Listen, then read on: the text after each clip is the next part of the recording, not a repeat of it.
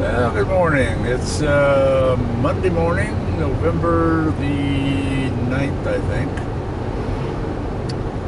And it's a nice sunny day. I got about 250 miles to go to Wichita, Kansas for my tonight's room. But if I work it right, I can probably stretch that into 350 miles or so. I thought, well, this might be a neat thing to do. I'm just going to take this map and just throw it in the back seat. I don't need it. I'm just going to head west. Use my compass here on my car to navigate today, not use a map. I'm just going to head west until I hit Oklahoma. Then I'm going to start heading north until I get to Kansas.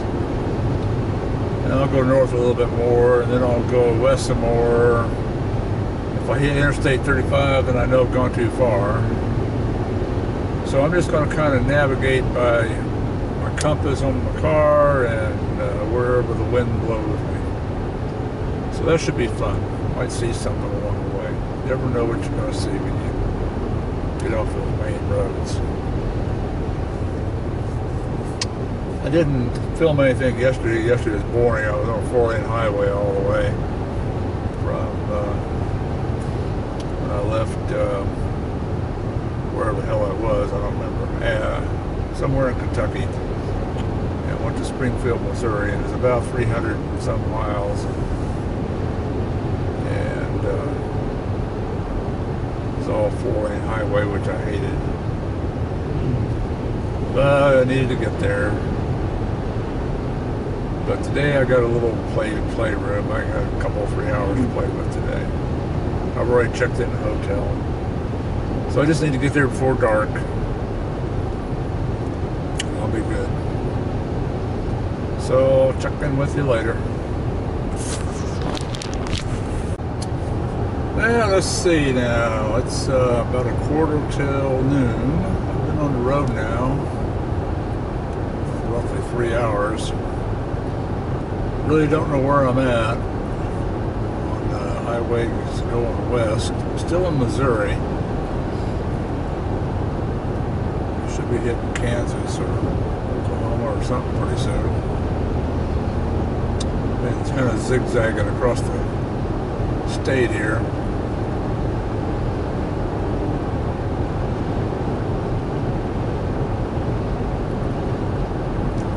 Taking these back roads.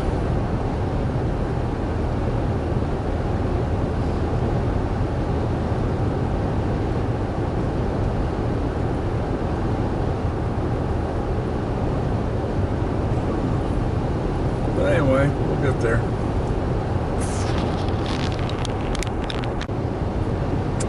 And we're still in Missouri. It's now quarter after 12.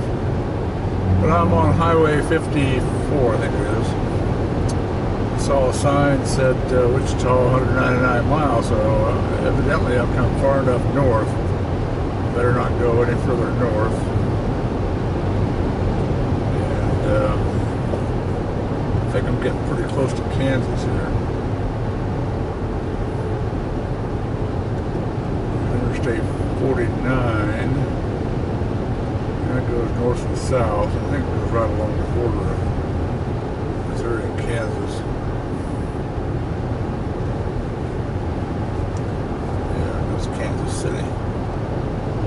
Stay on 54 here. I think we'll be in Kansas before we know it.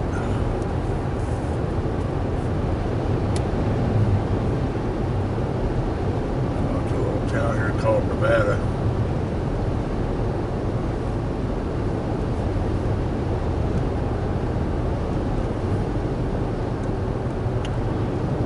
Fort Scott's down the road here. There's probably a historical sign there or something.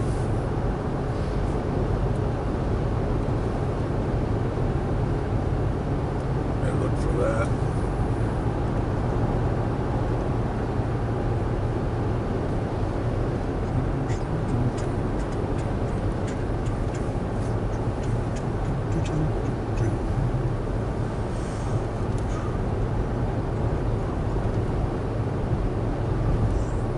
do lunch there in Fort Scott.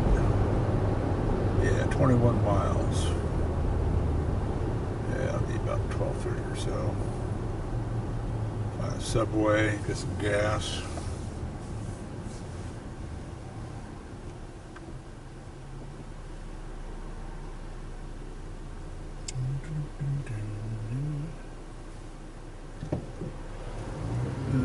Don't go. Stay away from these hotspot places. They gouge you. Charge way too much.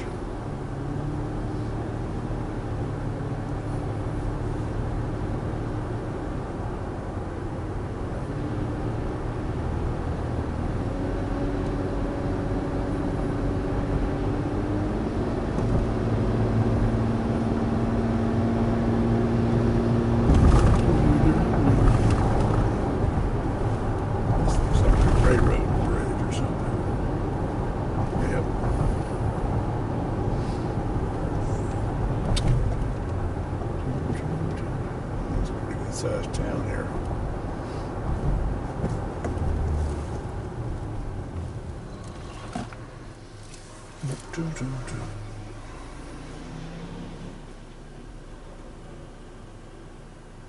Nevada, I think it's still in Missouri.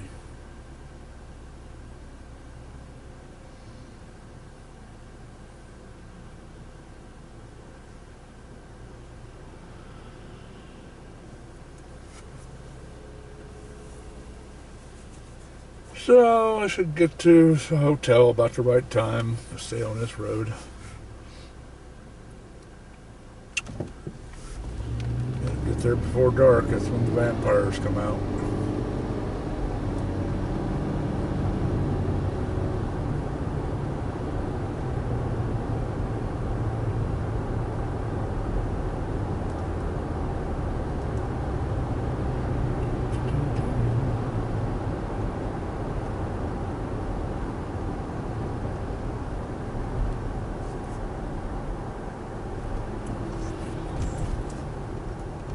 Ugh.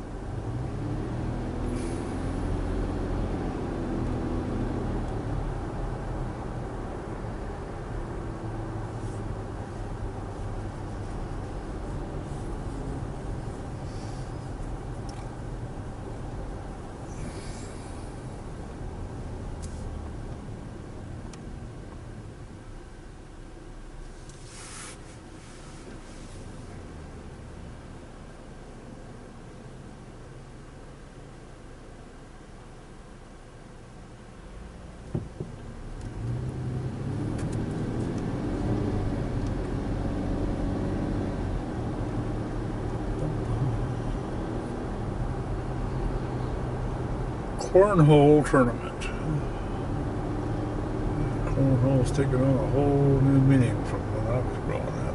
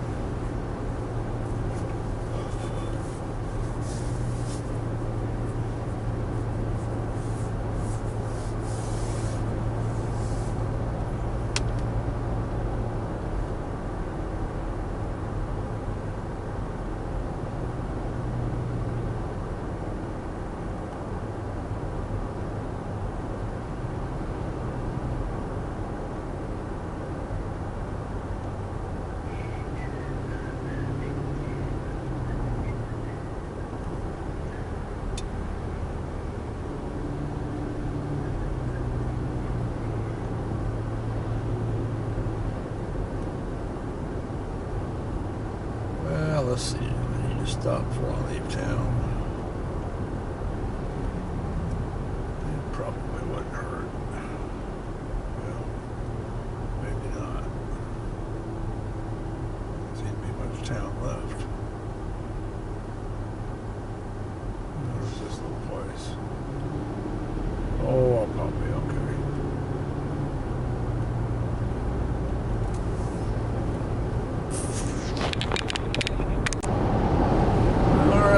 in Kansas now. 4 miles from Fort Scott. It says there is a historic site there. I won't have time to tour it, but take a few pictures or something.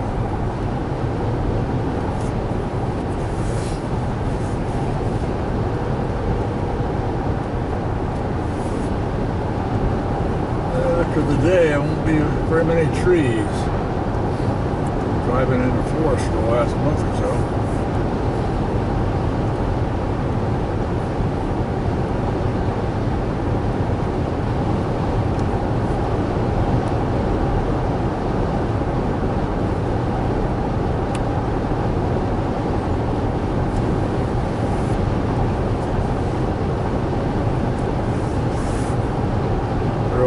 Thinning out a little bit. I'm not driving as many wooded areas as I have been. Hey, get away from those big river valleys, I think. A lot of them are at.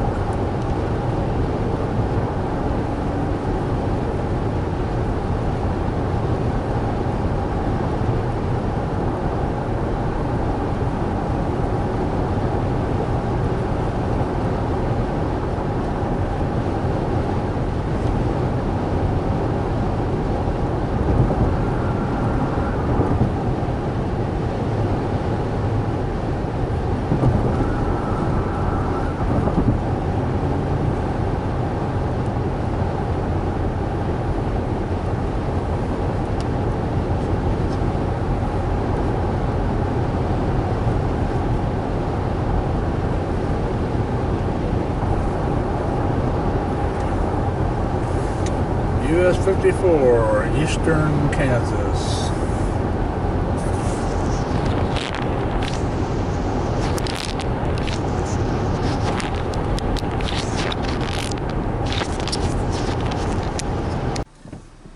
Yeah, I'm in Fort Scott here, Kansas. I have to come back here and spend a little more time. This is definitely a town I wouldn't mind walking around in. Historic old fort here. It's been kept up pretty good. It's a really old downtown area. Historic, looks like. Like good eateries. I wonder if there's a hotel around here.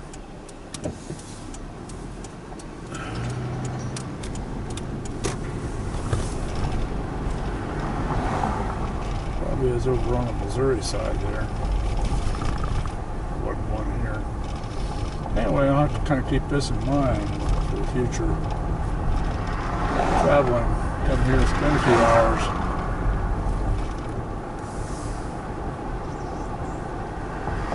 Excuse me.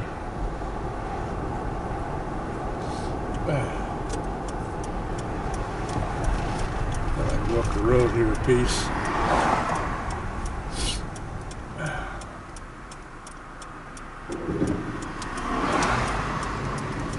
54 kind of zigzags right here for about half a mile.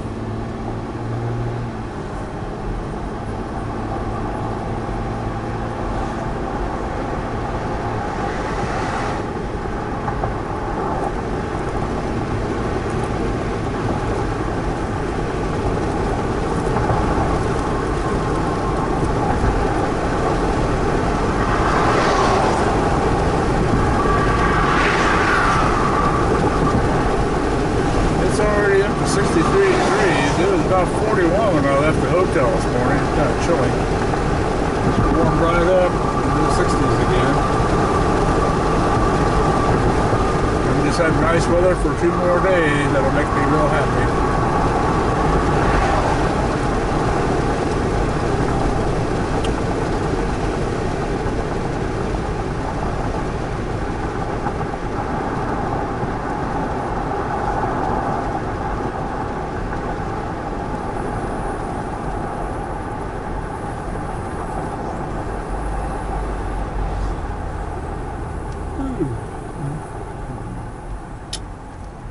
Okay, all I need is a subway and a gas station.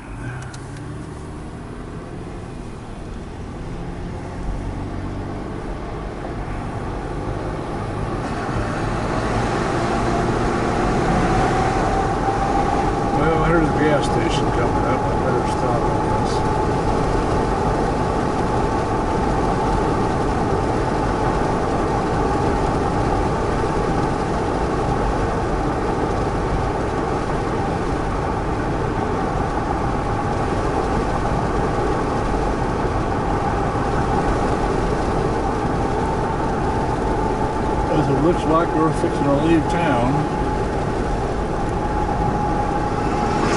We'll find a subway. I bet there's one around here somewhere that count that size. That'll be a subway. But I ain't gonna take time to hunt for it.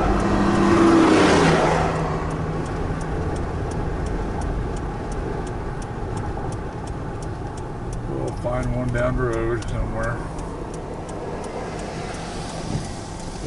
Hope. Otherwise, I got some turkey. Well, let's see. That side's taken, so we'll get on this side.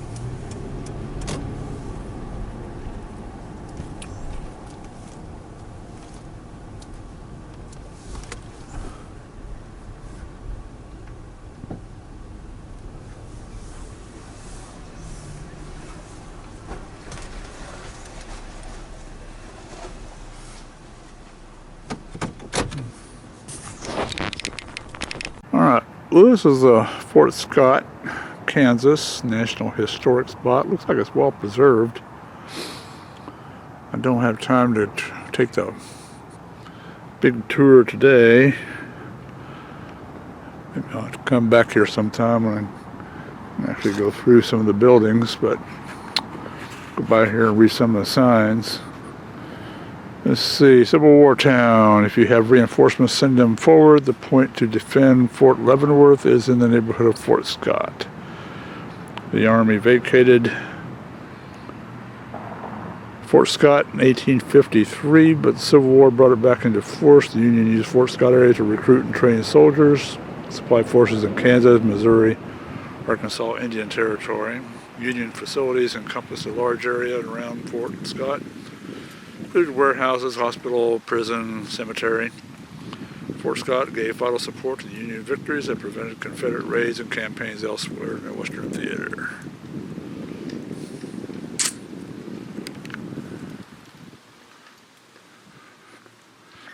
Alright, so it was vacated in 53. What was it built for to begin with, I wonder?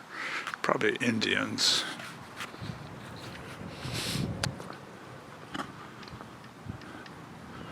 Here's the history. Okay, from 1842 to 1873, Fort Scott played a significant part in events that were shaping young America to a transcontinental power. Fort Scott National Historic Site was established in 78. Okay. In 1842, U.S. Army established Fort Scott as a link of a chain of forts that stretched from Minnesota to Louisiana. Forts were intended to guard the permanent Indian frontier. From 42 to 53, soldiers from Fort Scott patrolled the plains, policed trails, contacted Indian tribes. In 46, the Army sent troops from Fort Scott to the Mexican War. Bleeding Kansas. Eastern Kansas witnessed violent clashes between pro- and anti-slavery forces in the late 50s. Fort Scott, no longer a fort but now a town, was not spared. Frequent turmoil prompted the Army periodic return to restore order. Resolution of the slavery issue finally came when Kansas entered the Union as a free state, January 29, 1861. Of course, we already read about the Civil War. All right, then during the railroads opened the west. 4 lines reached the Pacific by 1885. Many other lines connected through towns like Fort Scott, but not without dispute. The Army operated the post of southern Kansas and Fort Scott 69 to 73 to protect the railroads. Soldiers guarded construction workers from attack by landholders trying to stop rail from crossing their property. And this is what it looks like today. You are here. There's a visitor center, stables, headquarters, officers' quarters, quartermaster store, quartermaster quadrangle, infantry barracks, powder magazine. Okay. Yeah, that's about all today. Maybe some other time we'll come back and actually walk through here. I'll get the snapshot camera out there though and take a few pictures.